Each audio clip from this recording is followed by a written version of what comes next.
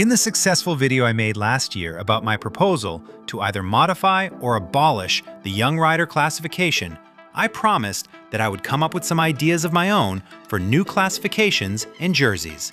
Of course, I'm also very curious to hear what classifications you can come up with, so be sure to leave your ideas in the comments. ASO, grab a notepad and start taking notes, because here are a few ideas. Let's start with the familiar Young Rider classification. I don't think it necessarily needs to be abolished, but I do think it can be improved. Nowadays, riders are reaching the highest level at increasingly younger ages and are already able to compete with the very best. An extreme example is Seixas, but riders like Evenepoel and Pogacar were among the elite almost immediately as well. I would lower the age limit for eligibility to 23 years old. On top of that, I don't think riders should be able to win the jersey multiple times. Only riders competing in the Tour de France for the first time should be eligible for the classification. To me, it feels strange that a rider can win the Young Rider jersey on several occasions. One classification I would like to propose is the halfway classification. At exactly the halfway point of every stage, a timing line would be placed, and riders' times for this classification would stop there. Apart from that, it would work in the same way as the general classification. This could create additional battles earlier in stages and might suit riders who are just below the very top level. Another new classification would be aimed at the true attackers. It would be won by the rider who spends the most kilometers ahead of the peloton throughout the race.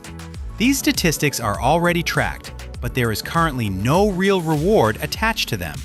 Turning it into an official classification with its own jersey could be very interesting. It might also encourage more attacking riding during flat sprint stages. My next idea is a position classification. Only stage results would count here, with every finishing position corresponding to a certain number of penalty points.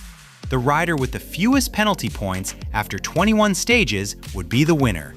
This would truly be a classification for the most consistent all-round riders. Then there's the segment classification. In every stage, a 10-kilometer segment would be selected.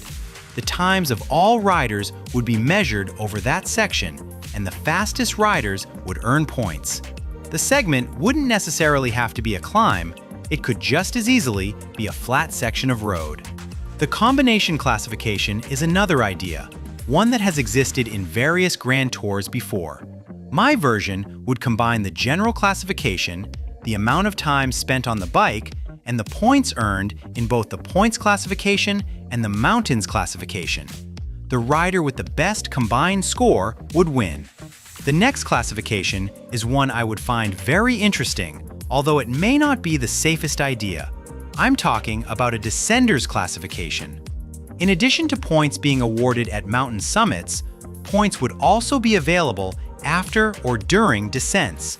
However, this could encourage dangerous racing situations, and there is also a good chance that the rider leading the mountains classification would dominate this jersey as well. My final proposal is a classification for the ultimate domestique. This jersey would go to the rider who spends the most kilometers pulling the peloton at the front. Domestiques are often the unsung heroes of cycling, and this would be a way to reward them for their efforts. So, what's your favorite idea? Let me know in the comments. And of course, feel free to come up with your own suggestions as well.